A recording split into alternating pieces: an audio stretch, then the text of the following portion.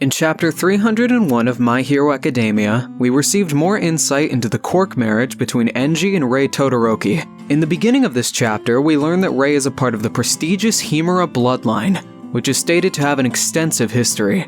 Considering Endeavor chose her to be his partner, the HIMURA's ice abilities must be well known to the general populace if this arrangement was made in the first place.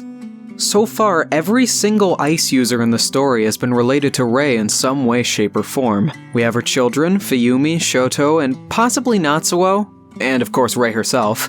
However, there's another ice-based quirk user we don't know much about as of yet. GETEN. GETEN? GETEN?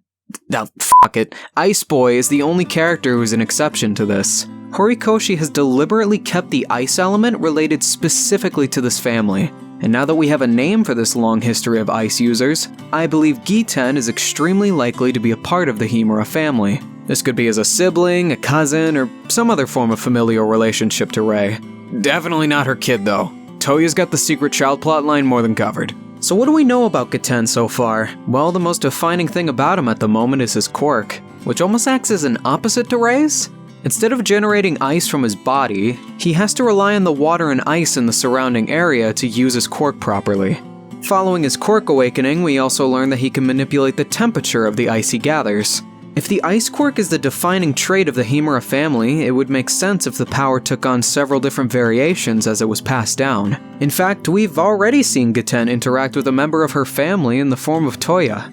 These two are actually really great parallels to each other, going off the other bit of information we learned in this chapter. Being raised by Endeavor to eventually surpass All Might, it was drilled into his head that becoming the strongest fire quirk user, no, the strongest hero of all time, was what he was meant to do.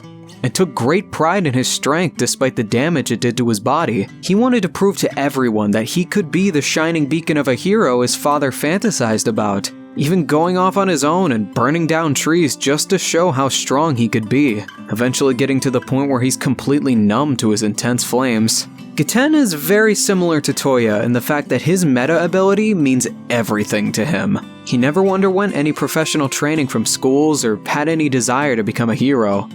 All he's done for his entire life is practice and perfect his ability to be as strong as humanly possible, stopping at nothing to show the worth of his power.